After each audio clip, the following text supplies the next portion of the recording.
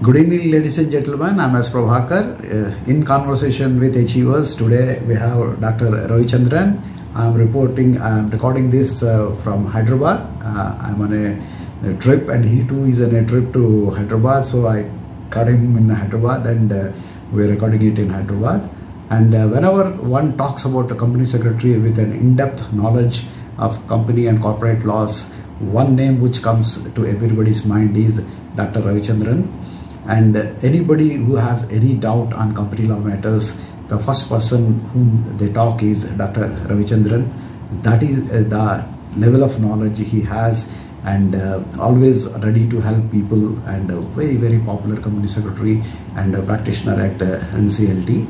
And when I thought of shortlisting professionals, especially in the company secretary domain, two names which have readily come to my mind is, one is my elder brother Sudhakar, who worked for Reliance for 18 years, and I did a conversation with him. And the second name which I had in my mind is Dr. Ravichandran, and I being in Delhi, he being in Coimbatore, I thought, how can I do it? Fortunately, today both of us are in Hyderabad, and this conversation is happening. Welcome, Dr. Ravichandran. How are you doing? Absolutely fine, thank you. Starting your journey, Ravichandran, as a student of company secretaryship, when did you qualify, and how did you come to know about company secretaryship in those days, and who has inspired you to do company secretaryship? And after doing company secretaryship, did you join in a job or started to practice straight away? That is a long story, but I'll try to tell you in brief. That was a time when I was doing my Master of Commerce. Okay. At that time, in correspondence only, when I was near Coimbatore, there is a place called Erode, which is a textile city. Yeah. And when I was doing my, M.Com by correspondence, there was one batch of IAF recruitment, which was specially announced for electronic stream. Okay. And that was the one and only time they recruited 20 plus age group. Okay. So I fell in that category, and suddenly I just applied for it. Okay. During my first year of M.Com, I already got into Airforce. Okay, great. And even my B.Com was by correspondence only. Okay. Because there was a problem of getting into engineering colleges, despite being the college first, having secured 100 out of 100 in maths and science and all. Yeah. However, unfortunately, those days, unlike today's mushrooming engineering colleges, particularly in Tamil Nadu, those days in Coimbatore we had Government College of Technology and Coimbatore Institute of Technology. That's it. There was one private PhD College of Technology. So we can name only 3 colleges near Coimbatore. Okay. So I did not get engineering, therefore, despite having so much high marks in physics, maths, chemistry, I had to fall for M.Com, B.Com and then M.Com. Okay. So when I was doing my electronics engineering, radar engineering service in the Airforce, I had been fortunate to be posted in a place called Baroda. Okay. Baroda is well known in Gujarat. Though the spelling will be Vadodara, it is generally told as Baroda, and I stayed there in Makarpura Air Force Station. Okay. And there was an opportunity for me to travel to Gujarat Anand. Yeah. It is 50 kilometers from Baroda. So I used to travel daily, and I got an admission in Anand Law College. Okay. Though I was an electronics engineer, having the diploma in technology, radio communication engineering and whatnot, still connected to M.Com, I thought to use the time available in the Air Force and go in the evening college for law, because that college was running as the arts college in the morning and law college in the evening under Sardar Patel University in Anand. So I did my law in Anand Law College. Having done law, last year it so happened that I was again shifted from Baroda to Delhi. In the Air Force, you never be there in one place. And within this Baroda stint, I have travelled to so many other places. It's not that you are permanently stationed there for the 2 years. So when I got into Delhi, within 2 years again, by then I had done my law. And in fact, I came first in Sardar Patel University. It's a merit this thing. But unfortunately, as I am continuing in Air Force, 1990, I would say, suddenly there was a posting for me within another 2 years to Kashmir. Okay. I was posted to a very high altitude, 12,500 above MSL, a forward location. Okay. Very, very top secret location. It's like direct militancy was there in 1990, 91, 92. Okay. And exactly in May 1990, I was thrown to a high altitude from Delhi. So in order to escape from getting posted like that, the first thing I did was rush to our Institute of Company Secretaries of India, having done law, commerce and law. So I naturally fell for it, enrolled it, came to the commanding officer, showed him my enrollment, told him that ICSA has only one center, that is Delhi. There is no other place they teach. Therefore I have to be here, cancel my posting. Sardarji, who is the commanding officer, was Tagada, very knowledgeable, brilliant guy. He said, nothing to you got yesterday, your admission, today you want cancellation. Bago. Then I was thrown to Kashmir, and during the Kashmir stint in minus 35 to 40, the 2 years without electricity, without proper food, without proper communication, whenever chopper comes and drops, that 2 years I did my ACS. I can proudly say I was the only one company secretary who has done it in Srinagar. For exams, of course, I had to come to Delhi. So I did my ACS in AC. Okay, great. So in fact, that way you are very unique in the sense that to the best of my knowledge, I have not seen a company secretary who had a military or a defense background, and of course you worked in Air Force. And briefly, what are the positions you held in Air Force? If whatever you can disclose, you can share. The whole of the tenure was basically 9 years and 3 months. Okay, in Air Force. In Air Force. Okay. The first 2.5 years was training and qualification period for engineering in the electronics stream. That was in Jalalli, Bangalore. Okay. Then I was posted for operational squadrons where radars I have to be in charge. And my whole position was maintenance and operating Russian radar systems of those years. And I got also chosen as an officer for the position of fighter controller at the Dehradun Air Force Selection Board. I came first there also in Dehradun. And thereafter the medical was there. It was that time in 1990, 89, 90. For the first time they found in All India Institute of Medical Sciences there is a vision correction Russian surgery. I am Russian radar specialist, but I also, those days it was Russian eye surgery those days. So they found in medical 0.25 defect in the left eye alone. The 6x6 was the standard in Air Force. 0.25 they would not allow. Therefore, I was advised to go for eye correction in Russian technology. Today, laser eye correction surgery is nothing. But I did not do that. As a result, I could not become fighter controller. Then I resigned the position from Air Force and I moved as an officer in the education department of the government of Arunachal Pradesh. So central to state, I went from north-west of Kashmir to northeast of India. There is Chinese border only anyway. I went there and I worked as an officer in the state government, in the government of Arunachal Pradesh. And thereafter, that was a bahana, only civil service, you can quit, like defense service. So I came out and I started working as a company secretary practically from 4th December 1992. But got my ACS formalities completed. Though a final was done in July 1992. There are a lot of training programs, SMTP and whatnot. But one thing in those days, ICSI, probably I am the one and only person who got exemption for all trainings because I had moved radar stations 2-3 times. I worked in such a way that radar station was moved from Srinagar to high altitude. I have done it. So they gave exemption. 93 I got qualified, 94 certificate of practice and started practice in Coimbatore from October 1993 itself. Great. Now, normally, when we talk of any defense person, of course, many people have short tenure, short service commission, and other things. Even if the people who have long services, they quit in between and come to corporates. But generally they all think of first administration, HR, security. If they are technically qualified, they go to technical side. But somebody thinking of becoming a company secretary and pursuing company secretary, so being with a Air Force background, how did you see that you could be successful in company secretary? That is, of course, a very hard decision somebody should have taken to quit a very good position in Air Force and also to quit a state government job also. That was a class 1 position and you resign and just give it up and come for training. And when I came to training with Practising Company Secretary in Chennai by name S. Srinivasan, he is even in today we are in touch with each other.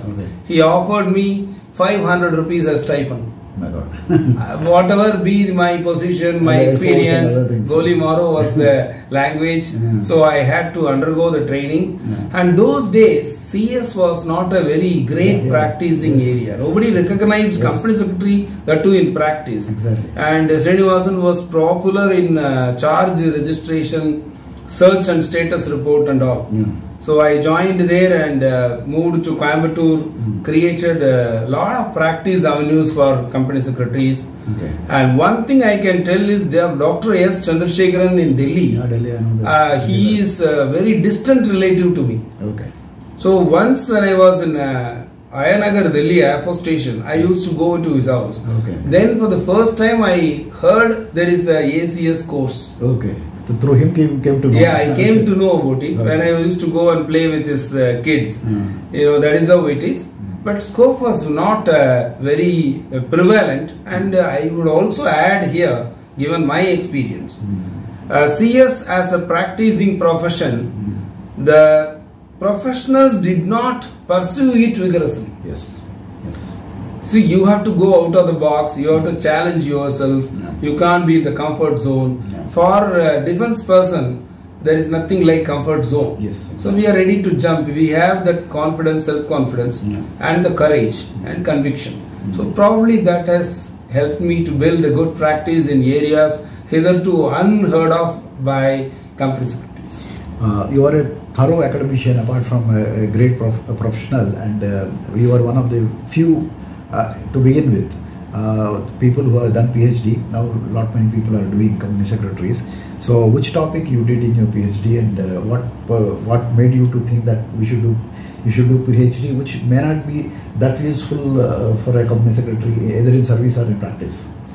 There is a connect between my enrolling for doctorate in philosophy, we can call subjects, between my Arunachal Pradesh tenure and this. In Arunachal Pradesh, I was a lecturer in commerce and economics. Therefore, you are naturally connected to education. All people will be MPhil and PhD. I had also cleared the national level talent exam those days. Therefore, one of the professors had connected me to a guide in Arigappa University in Tamil Nadu. And I chose a subject called, you can say it is a very strong subject, prosecution of directors, whether provisions of the Companies Act serve public interest, corporate criminal liability, directorial. I did criminal law and company law of India as well as UK. It took 3.5 years to complete. But all the areas of my articles, books or this PhD, I have practiced and I took it. It's a practical experience plus academic. Very unique things, which of course, a couple of things we already discussed. Another unique thing which I always found in you is that when I also started my career around 1990 as a company secretary, and right through I was in service only. And what I found was that, and the perception of the people is that the practice is only in big cities and metro cities. To a great extent is true also. And in smaller city, because when I used to go to Vizag or Vijayawada and other small places, I used to really try to find out who is the company secretary, who is the leading company secretary. Hardly anybody knew about company secretary. There was any practice existing. But in your case, you started, not only started, till now you are doing from Coimbatore, and in all India basis also, if you see that you are the most successful practicing company secretary, well known everywhere. So what made you to choose a place like Coimbatore rather than a Chennai or a big metro? And what is the reason that where other people failed in the sense that they are not as successful as the top metros in coming from smaller cities, and you changed the entire scenario, proved that a person from a small place, of course Coimbatore is not a very small place, but still compared to Chennai or Bombay or Delhi, it's a smaller place. So what made you to be so successful hailing from a small place also? See, there are only, I can say 3 reasons are there. Number 1 was I studied in Erode Arts College. Okay. And I pursued my first college education in Erode, which is very near to Coimbatore. Therefore, naturally, I used to be called as Erode Ravichandran. Okay. That's how it is. Okay. Because my father was working in the Electricity Board of Tamil Nadu. Okay. And therefore, Coimbatore is the nearest city. Another important thing, those days, Tamil Nadu has 2 registrar offices. Okay. Registrar of Companies, Coimbatore was the one and only additional for a state. Okay. Pune and all came later on, much later. Okay. But Tamil Nadu had Coimbatore because Coimbatore is basically a highly industrialized city. MSME, today what we are saying, we had so many there also. And therefore, Pyar se I went to Coimbatore, okay, and we had ROC office also. The other thing is, you know, you have rightly said, practices in corporate law, whether it is company law or any other law for the time being enforced like MRTP, FEMA, they were concentrated in Bangalore or Chennai and all. And I never had any practice. I never worked under anybody to get a training for me. Everything I have created for me. And therefore cities like Coimbatore offers you much more scope because clients have to reach out to people, professionals elsewhere for everything.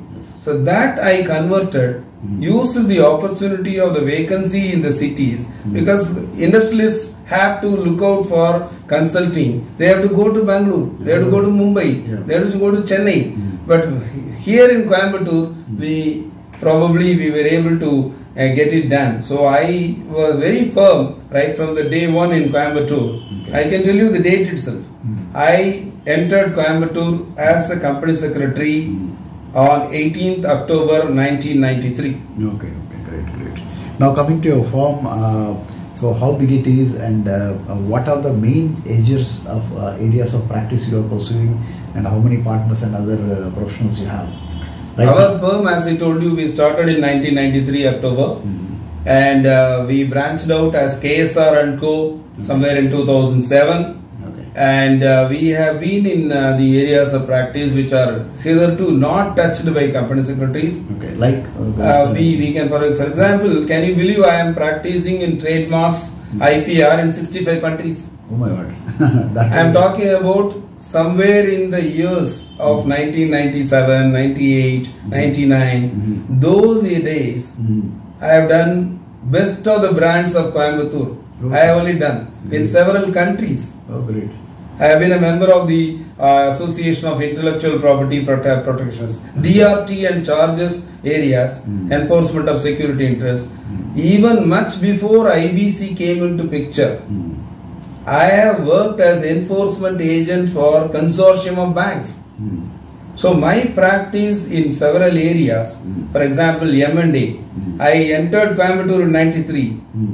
You will not be able to believe, 94 I did my first merger. Oh, great. First merger 94 itself I have done. And company secretary, as a company secretary, I issued certificate for valuation and share exchange ratio. And it is recorded in the Madras High Court order for the merger. Oh, great. That is how we practice. So practice, there are good scope. Our firm practices in audits and assurances, corporate governance, compliances, board process, evaluation. We are practicing in NCLT, NCLAT now, but those days company law board, the hundreds of decisions in my name in company law and IBC, competition law, securities laws. So I practiced before SAT, I practiced before Competition Appellate Tribunal. I have appeared for certain companies against Indian Railways in a cartel case. It is a reported decision by Justice Sirpurkar, former Supreme Court judge. So legal practice, company secretary in legal practice, company secretary is regular practice. We did everything. I did everything. Whatever comes, we have done. We are now a 25-member firm, and upar se, the person who joined me as first ACS trainee is even now continuing as partner here in my firm. Excellent. The person who joined as administrative officer is continuing here for 30th year as manager. Excellent. Some accounts clerk is functioning with me for 25 years even now. There are so many people out of this 25, or majority of them are always with me, traveling with me. We have almost like 7 qualified company secretaries and 6 lawyers. Some of them are CA, CS, some of them are CS law, some of them only CS, some of them only law. And we have established Chennai office, Bangalore office and Coimbatore office. Great, great. Now coming to the practicing NCLT, in various conference seminars, the Institute does its best to drill into the minds of the company secretaries that not only your practice starts and ends at ROC or RD, you have so much of scope in NCLT, but very few company secretaries are successful in NCLT. Even if they go to NCLT, routine company law matters only they take.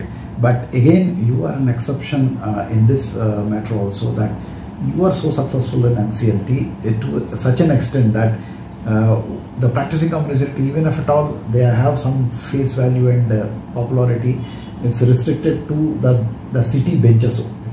But you are the one who goes all over India. I have met you in principal bench in Delhi. Right now, you are in, I think, Hyderabad to appear before the NCLT Hyderabad. So like that, this is also a unique thing that, standing against advocates of high repute and a lot of experience, you win cases. So this is one thing I think people should emulate from you, that whosoever is the opposition counsel, whether it is a very senior advocate or chartered accountant or any other professional, depending on where they are appearing, company secretaries can also be extremely successful, correct, and they are second to none. So what made you to be so successful in NCLT all over India? See, one thing we always do is, I would advise saying, focus important. Yeah.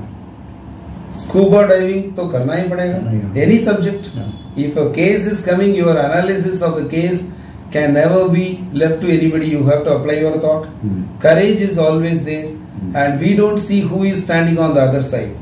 Yeah. I have argued, I can definitely say hundreds of cases. Yeah, I know. And when I argued UB Group against UB Group for State Bank of India consortium in Bangalore, and the very first day I got an order freezing of assets under 221 of the Companies Act. Okay. I was alone standing there on the petitioner's side, and the other side with 30 people were standing. Similarly, there are benches where I have argued. Amravati bench I have argued, Mumbai bench I have argued, NCLAT Delhi, NCLAT Chennai, Kochi bench, Bangalore bench, Chennai bench, and DRT, DRAT, and SAT, Competition Appellate Tribunal, IPAB.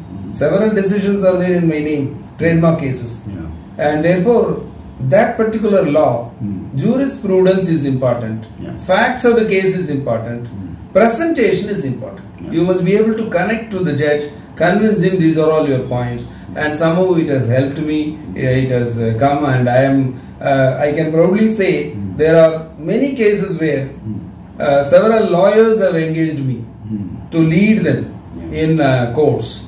And therefore, that is the kind of conversion you can make, provided you are able to establish. Even Jet Airways workman case, I moved the appeal. Okay. Because workmen were suffering from the consortium's resolution plan, which was giving a return of 4%. 4% only.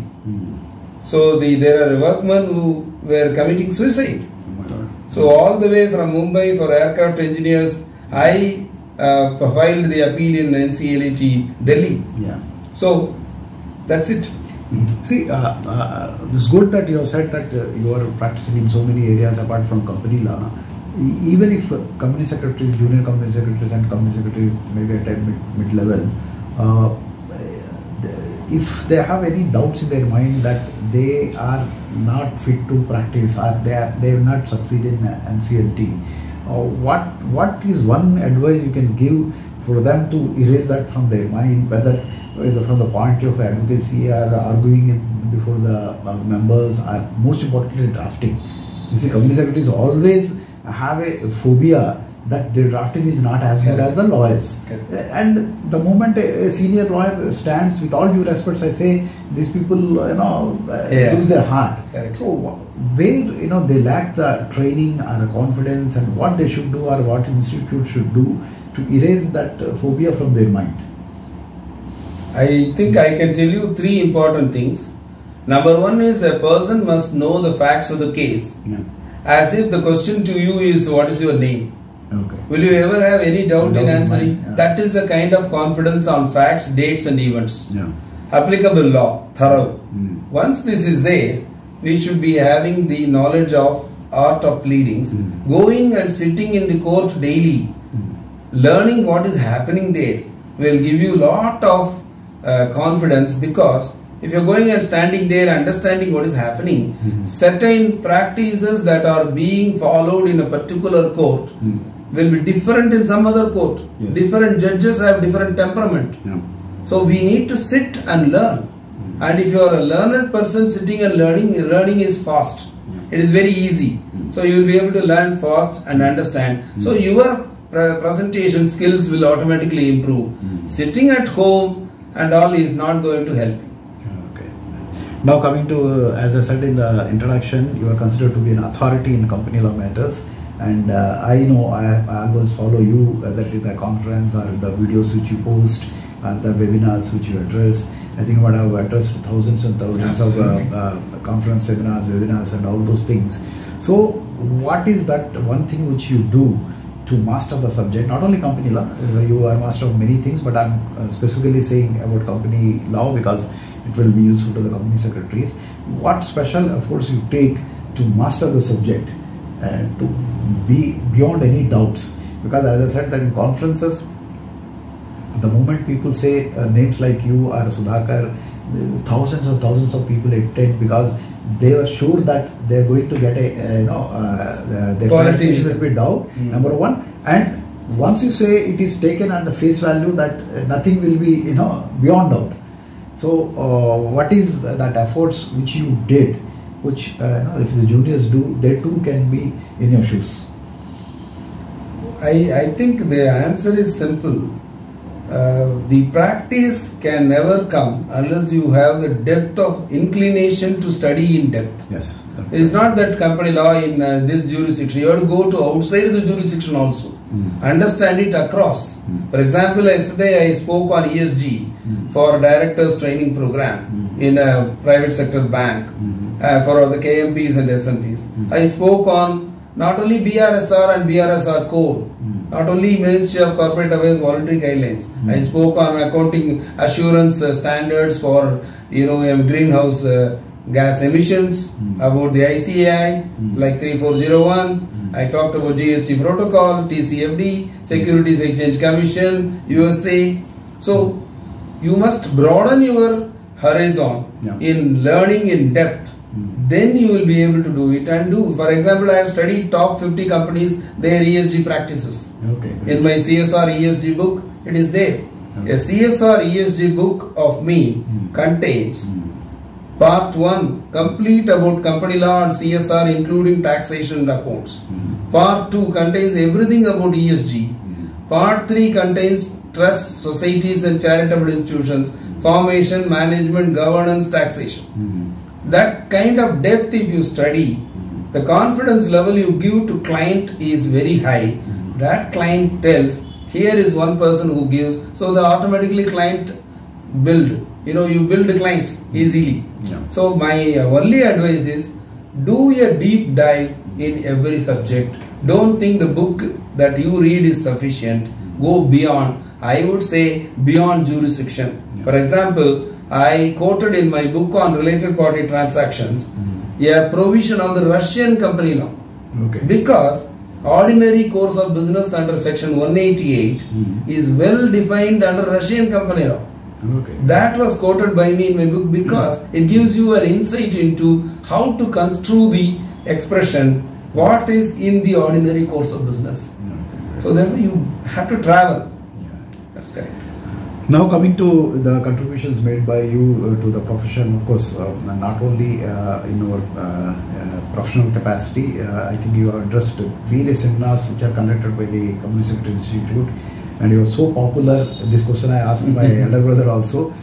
You both are equally popular, but I think you always stayed away from the what do you call it, elections and the positions to be held by the council members. So what is the reason that you stayed away from this election process, and despite not being in elected council members, I think you are in various committees.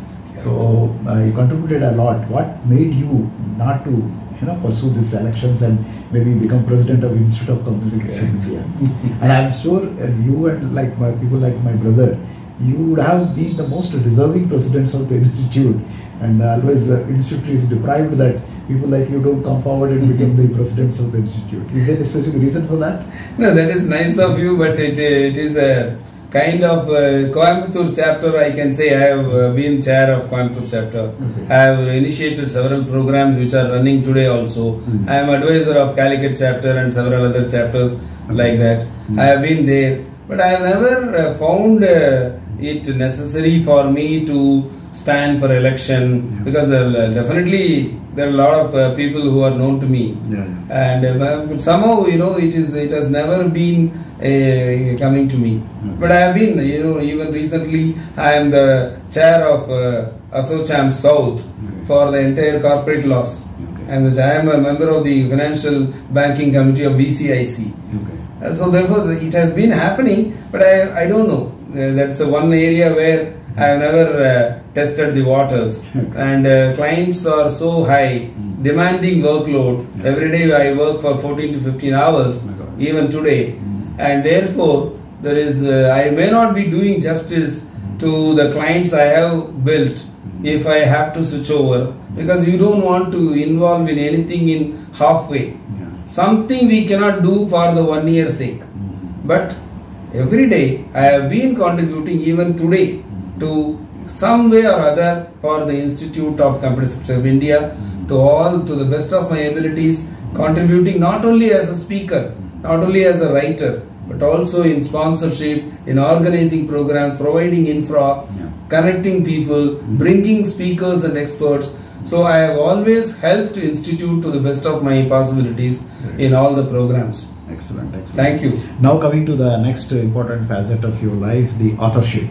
So despite your, as you said that you work for 14 to 15 hours a day, around the clock, all the time, so still you find time to author books. I think a large number of books you authored.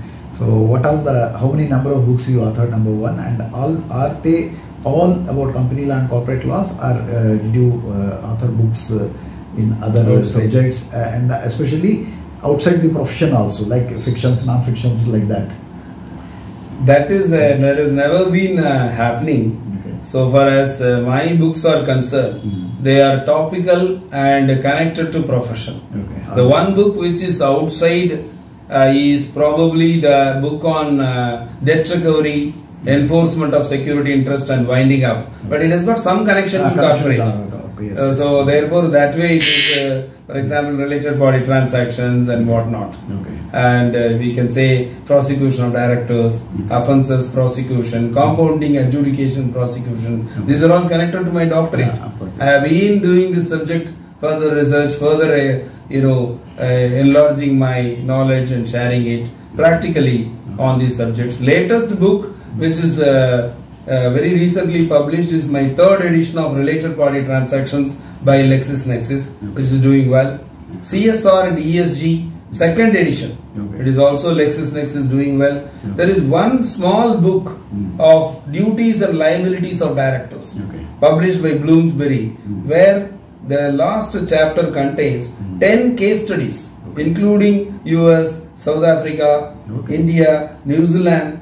So governance, business judgment rule, all those corporate actions, poison pill, de facto doctrine, directors, de jure, all those concepts I have covered there. Great. It's a small book on directors' duties and liabilities. Excellent. So these books are doing well. You have authored up till now? Now, including if I say as a specialist editor of MC Bandari, as a specialist editor of Ramaya, at least I have got about 11 books. Yeah, great.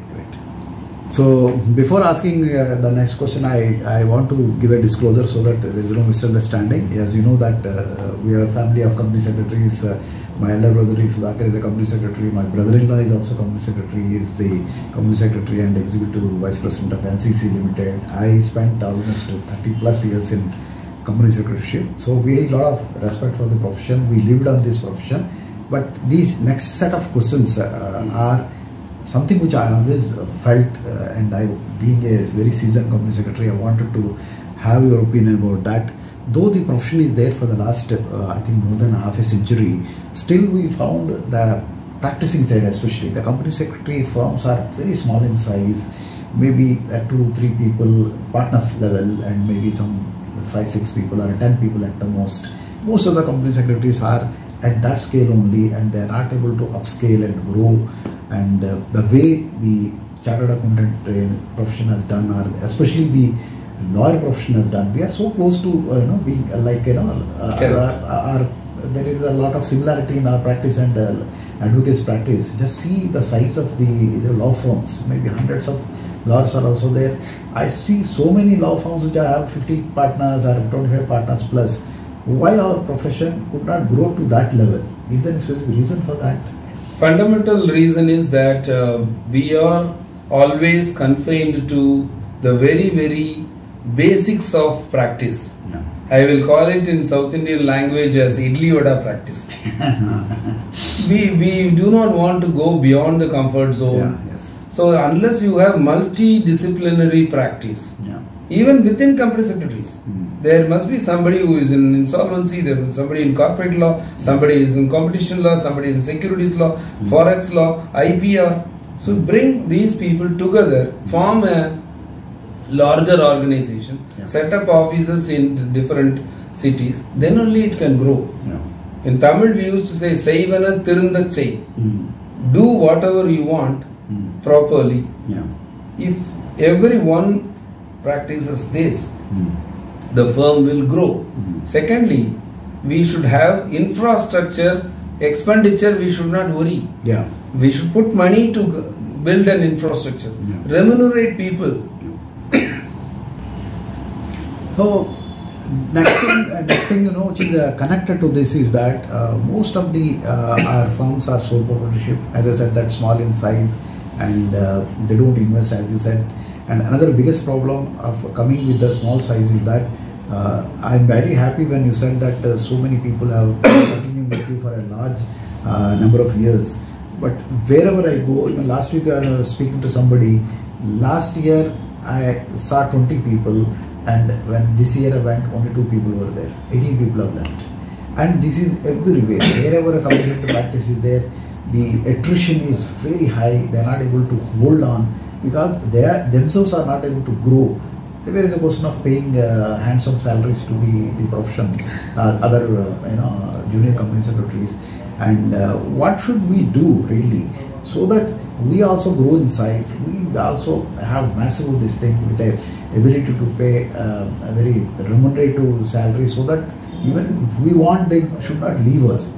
We should create a situation as it happens in the law of practice and other things. Exactly. So what is your advice? What is that you did, because which people are sticking to you and you could grow in size for, as you said, 25 people? See, right from the day one, as I told you, I have never gone for low hanging fruits.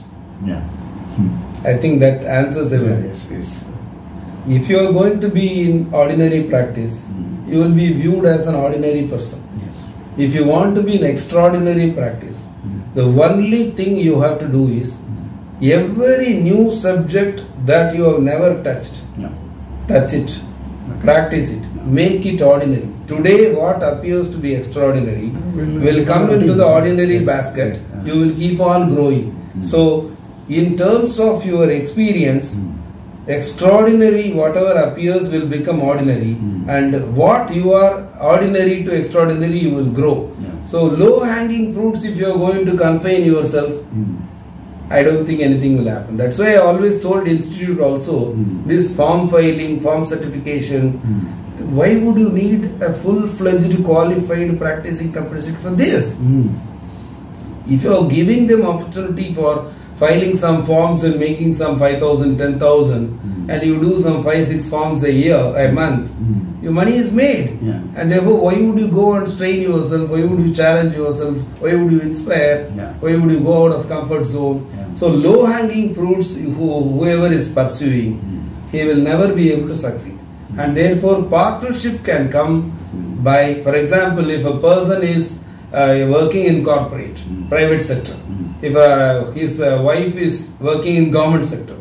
I know my Srinivasan was practicing company secretary, his wife was a doctor in the government of Tamil Nadu. So there is a revenue stream that is coming as a standard for taking care of family. The husband who is practitioner can go to any extent. So that is the kind of partnership we should have. One partner will take care of low hanging fruits, the other partner will always look out for bigger things. And once he becomes ordinary, the jobs he does becomes ordinary, he adds another person. So one more vertical.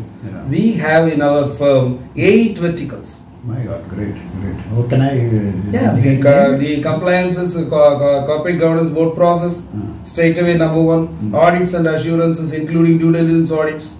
Number 2, IPR. Number 3, debt recovery, insolvency, bankruptcy. Number 4, NBFC banking laws. Number 5, arbitration, dispute resolution through alternative dispute resolution mechanisms. We call it as arbitration, conciliation, mediation, and dispute resolution, offences and prosecutions.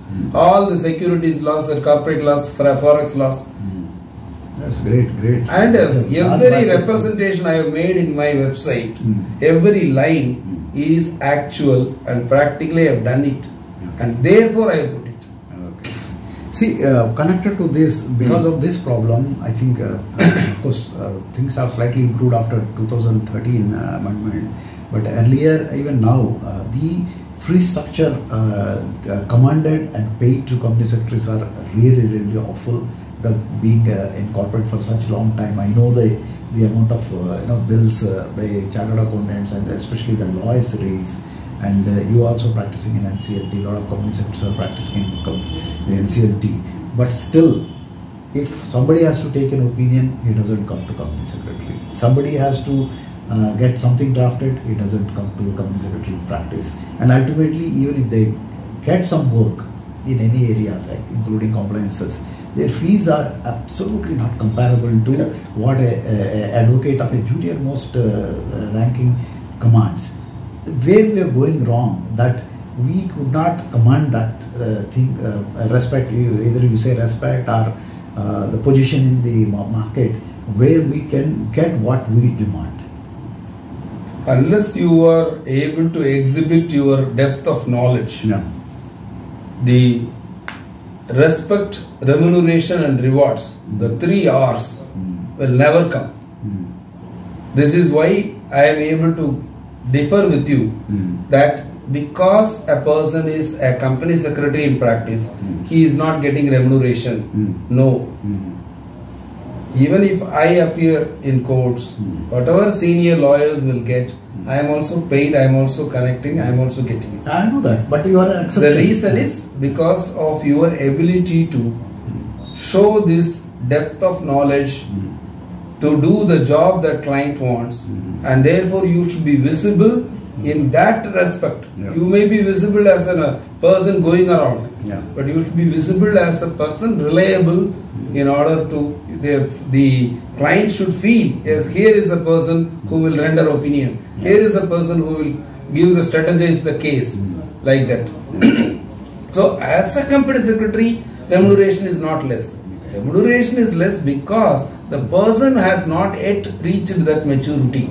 So he has to build it. Initially he may be suffering less remuneration, which will be the case for any newcomer, whether it is CS or law or CA or whatever it is, doctor also.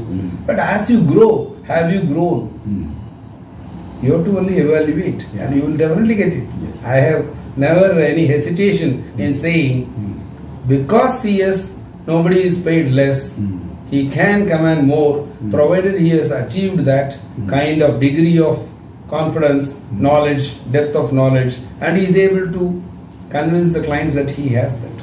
Another thing which I always find in the practice is that in fact, I don't blame the profession of company secretary, but something, of course, I'm not really convinced as far as the practicing company secretaries are concerned, is that when you are working as a company secretary in employment, I have seen so many people, all the 3 people mentioned in my family, and so many other people. I know hundreds of company secretaries. We all are at one level below the board, and many times I take a lot of pride that anything which I initiated, and for 30 long years, I think I served about 8-9 owners, chairman, managing directors. They never wrote the document. What I used to do is that I used to just mark 2-3 paragraphs. I myself used to say, read this. They just is okay, bata do what is it, and they used to read it and just sign it. For 30 long years it has happened, not only with me, not many company secretaries, whether it is Harish Vaid or Sudhakar or my brother-in-law Srinivas Murthy, and there are so many people. Since I know these people, I am mentioning their names. So they have commanded so much of respect in the organization. They are at par, or even slightly few notches than all other HODs. Like in all the companies I worked, there are maybe 8 HODs, and I am no less than to any of them. Exactly. And I am CFO or the right hand, left hand of the managing director. Yes. But if you come to practicing company secretaryship, it is not happening. The owners are not having that much of a confidence on a company secretary that whenever they want anything other than company law, they are not approaching.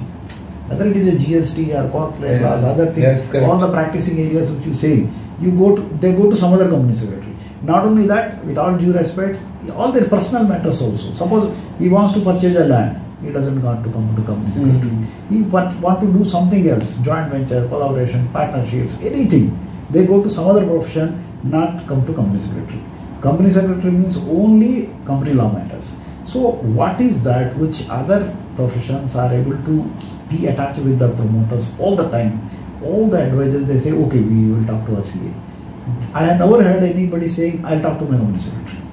So what our profession should do, so that beyond company law, we also recognize and we also, command that much of a respect that promoters bank upon you to take advice, follow it, and then only the profession can grow more than what it is now. Correct.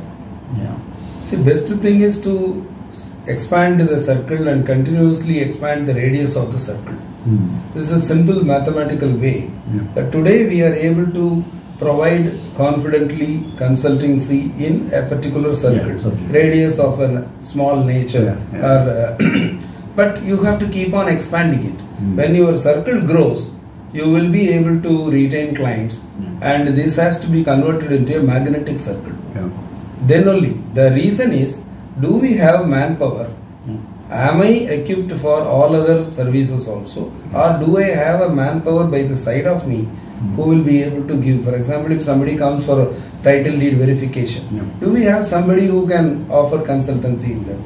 Trademarks and patents. For example, very most recently, our firm handled a patent matter very recently, and we were able to get a patent for an apparatus of a doctor who invented it, which will be throwing or spraying a physiological powder in a bleeding in a GI tract, that is your lower GI tract. So you can see gastro, that tract is a very complicated area. There you throw a physiological powder made of some used eggshells, and that will be thrown with a compressor device apparatus and put it. That powder is capable of not only stopping the bleeding but also for the purpose of healing the wound. So in GI tract, that too lower GI tract, he gastrointestinal, he is a person who has brought this, and we got it patented. But that is today, recent, 1 month before. But 20 years before I am saying, I got a patent for You will be surprised. Chyawanprash biscuit. Okay.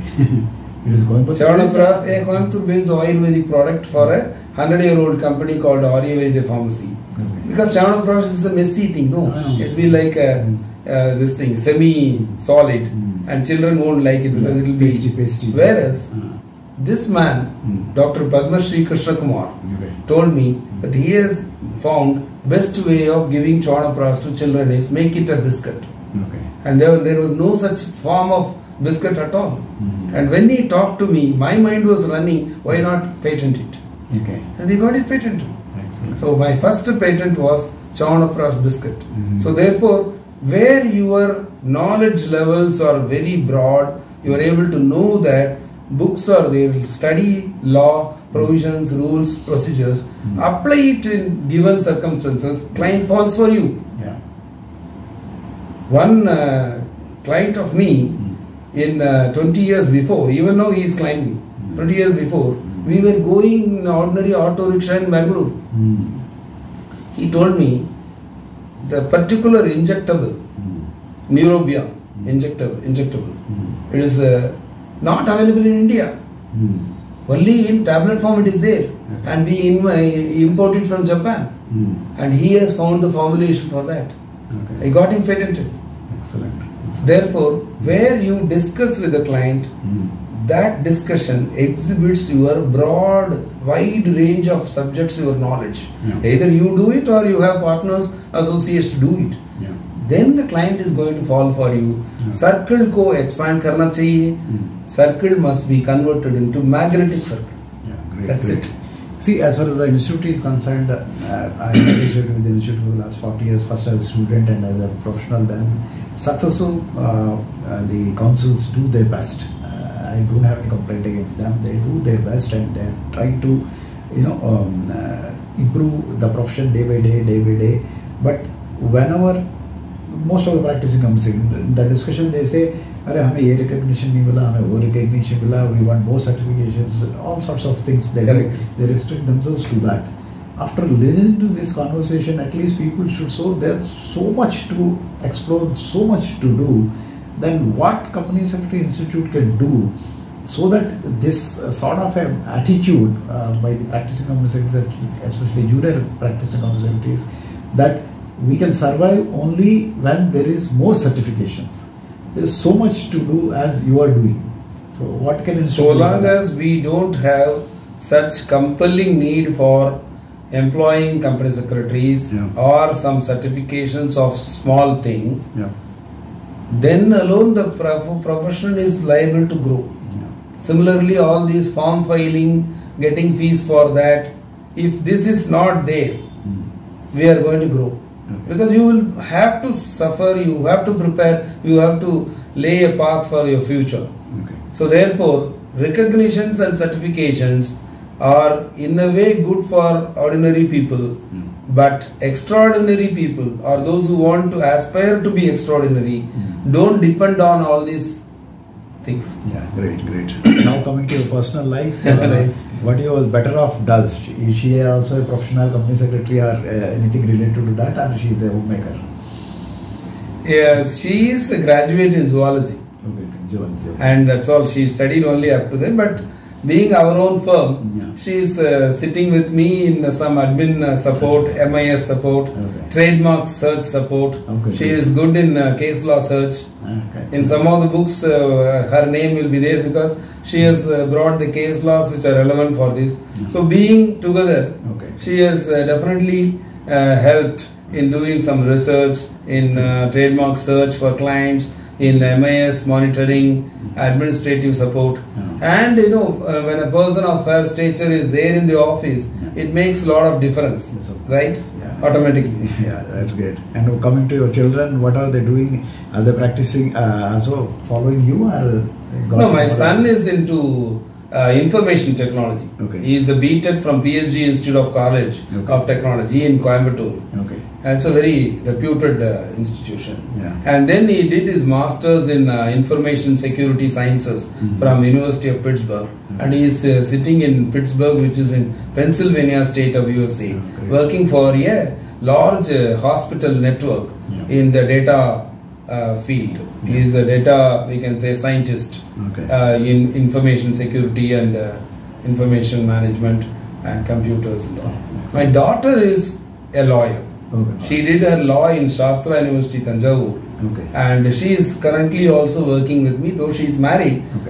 Still she is with me, and she is now becoming an expert in corporate law and IBC. Excellent. Yes. That's good. As I told you, we have almost 6-7 lawyers. Excellent. Now coming to your hobbies, whatever little bit of time you must be managing for yourself, what are the hobbies you pursue?